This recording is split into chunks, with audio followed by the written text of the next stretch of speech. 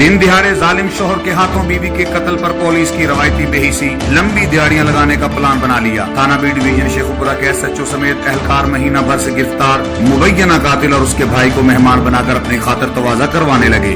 मकतूला के वो रसा दरबदर जंडियाला रोड की रिहायशी खातून मुमताज बीबी अपनी हमशीरा गुलनाज बीबी के हमरा अपने शौहर अब्बास जट और उसके भाई से गिरवी मकान के लेन देन तनाजा पर घर गई तो तकरार से मामला उलझा और वापस अपने घर जाते हुए शौहर अब्बास जट ने पिस्टल के 5 से 6 फायर कर दिए। मौके पर पुलिस ने मुलजमान अब्बास जट और उसके भाई मोहम्मद असलम को गिरफ्तार तो कर लिया। पुलिस मुलजमान को शेल्टर देने लगी। महीना भर से मुलजमान को मेहमान बना रखा है, जिसका मकसद सिर्फ पुलिस का अपनी दिहाड़ियां बनाना है। ताहाल गिरफ्तारी नहीं डाली ताकि चालान भी पेश न किया जा सके।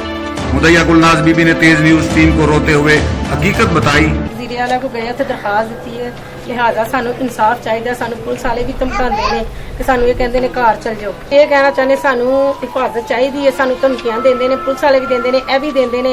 इन्हां दे कई गुंडे ऐसे ने साडे बूहे गया के रेसा देंदे ने। सानू इंसाफ चाहिए, साडे बच्चों नू डरांदे, सानू धमकियां लांदे ने। जैसे कि आपने गुलनाज बीबी जो है उनका बयान सुना कि उनका कहना ये था कि जो मुलजमान हैं उनके पीछे उनकी पुष्पनाई पे सियासी बाअसर लोग जो हैं वो उनकी पुष्पनाई कर रहे हैं और उनके रिश्तेदार जो पुलिस अफसरान हैं वो भी उनकी पुष्पनाई कर रहे हैं और इनको डरा रहे हैं, धमका रहे हैं। तो लिहाजा इन का जो मुतालबा है हुकूमत पंजाब से वो ये है कि इनको तहफ़्फ़ुज़ फराहम किया जाए और इनको इंसाफ फराहम किया जाए।